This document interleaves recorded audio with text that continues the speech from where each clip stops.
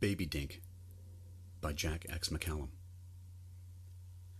Mahmoud had just crossed the Bay Bridge when he felt a vibration in his pocket and grabbed his Bluetooth earpiece. He hated wearing that fucking thing and nearly put an eye out with it when he hit a pothole on 7th Street and his Taurus bounced and swerved. He hooked the Bluetooth on his ear and answered the call. "Where are you?" It was Spilling, and he was yelling. Spilling yelled a lot, especially when he thought he had dirt on anyone with any authority whatsoever in the San Francisco Bay Area. "We gotta expose him!" That was Spilling's mantra. "I'm on Mississippi now," Mahmoud said. "Just back from Oakland." "Oakland?" Spilling sucked air. "Forget Oakland! Fuck Oakland!" Mahmoud opened his mouth, thinking, "You sent me to Oakland, you numbnuts." "Yeah, well, nobody in Oakland wanted to talk. You have something new?"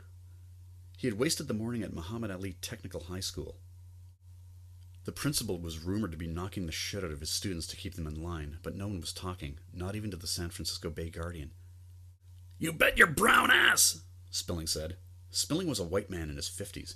He said he had a Jewish grandfather, and somehow that put him under the thumb of the man with every other minority group. Mahmoud once casually mentioned that one's Jewishness came from the mother, not the father, and Spilling said, "Don't be a fucking smartass!"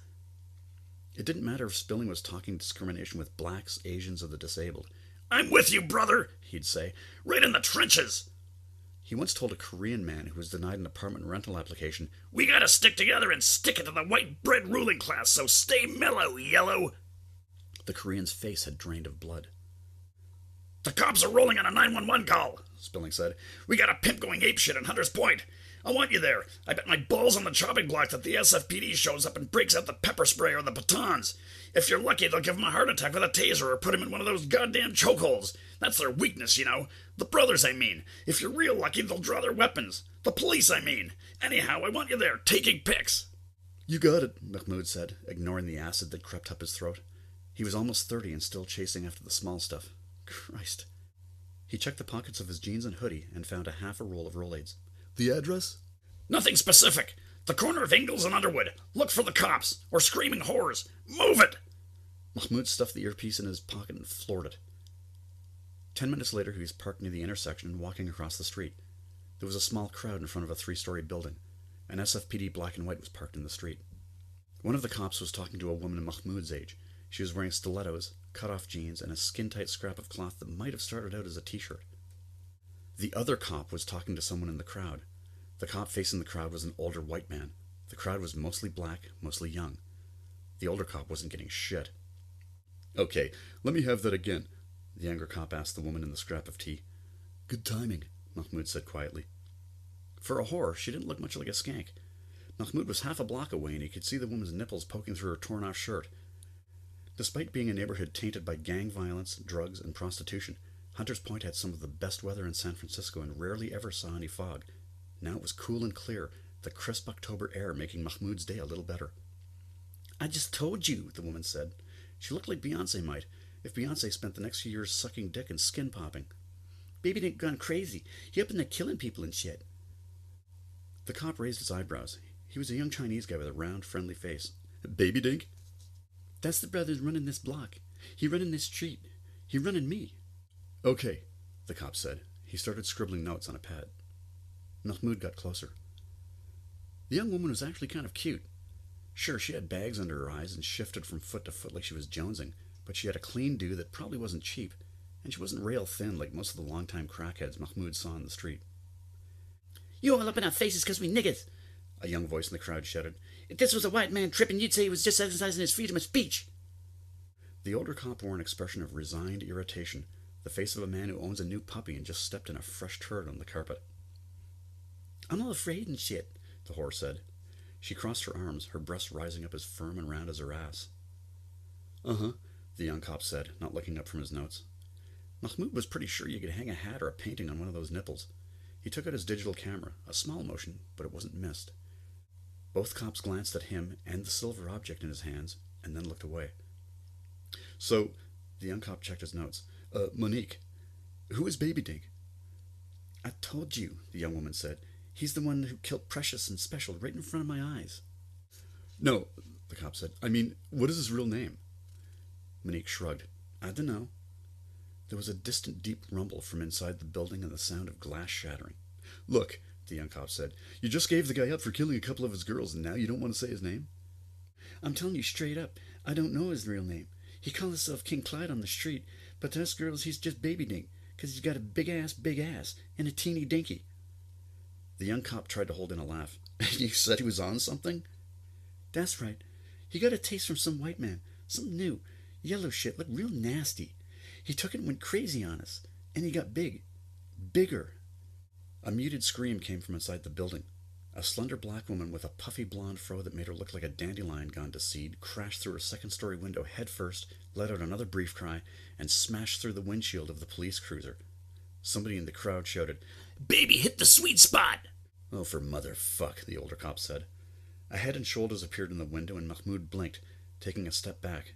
Then he rubbed his eyes with clenched fists. He looked again. He wasn't seeing things. Whoever was up there appeared to be impossibly huge. The man in the window let out a gibbering roar and then screamed, "I'm coming for all your motherfucking asses!"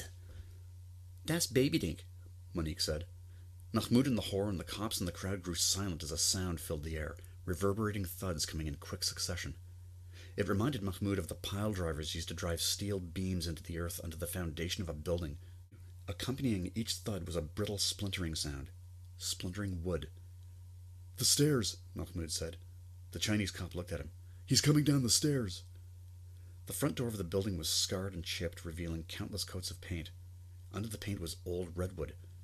Doors like that were solid. Cops hated doors like that. The door exploded, and wooden shards and splinters littered the sidewalk. A flash of light caught Mahmoud's eye, and he turned, seeing a door hinge scraping along the sidewalk and sending up a bright plume of sparks. Babydink bent low to step through the doorway, and then stood tall. Someone in the crowd shouted, "Where your clothes at, fool?" "Yeah," Mahmoud thought. "That's a Babydink, all right. No wonder he's so pissed." Mahmoud saw the older cap grab the mic of his portable radio and heard, "African-American male, approximately 7'4", yes, 7 feet 4 inches, 300 pounds, naked, pale markings on his skin, lines like tattoos." "Shit, he even bigger than before," Monique said. Babydink leaped at the crowd. The crowd scattered. The older cop unsnapped his holster, and Babydink grabbed the man. The younger cop started yelling into his own radio, drawing his service weapon with his free hand. Babydink planted one huge naked foot on each of the cop's shoes. "Yeah!" The cop said. Mahmoud heard a soft double crunch. The Doublemint twins biting into big dill pickles, or the bones in the cop's feet shattering. Mahmoud's stomach clenched. Babydink grinned. His face was streaked with tears and snot and drool, all of it bright yellow. He grabbed the cop's head in his hands. His fingers and thumbs came together. Then he squeezed and pulled. "Gah!" The older cop said. His head came free of his body with a squelchy snap. Mahmoud turned quickly, a burst of vomit rising out of him, as if in imitation of the jet of blood spraying out of the cop's neck and into the air. He sucked in a breath, hearing the sounds of cloth being torn. "That's just wrong," Monique said. She looked annoyed. When Mahmoud looked back at the street, he saw that Babydink had shredded the older cop's pants and was now stuffing the cop's head up the cop's ass. The young Chinese cop opened fire on Babydink. With every bullet strike, Babydink yelled, "Yatch!" Mahmoud let out a laugh like a shriek, and Monique looked at him, shaking her head. Babydink's blood was orange. Red and yellow make orange, Mahmoud thought, and the pale lines that the older cop thought were tattoos. They were Babydink's veins, full of that yellow shit and visible through his dark skin. Babydink took 2 long strides and swung a massive hand at the young cop. The cop's spine snapped in half. Babydink grabbed the cop's upper body and twisted until the cop's face was in his own groin.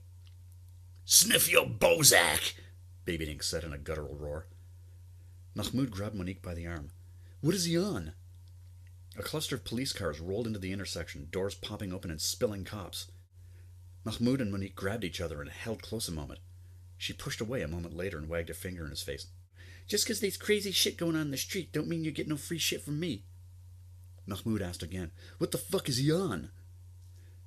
Monique raised a hand. She had a little handbag. She opened it, shoving aside mace and mouthwash and condoms. "Check it out," she said, holding up a small vial of yellow powder. The cops around them opened fire on Babydink. "Fancy white man was giving him out. Went all up and down the street." Mahmoud cocked his head. Between very brief lulls in the gunfire and Babydink's enraged cries, he was sure he could hear something else.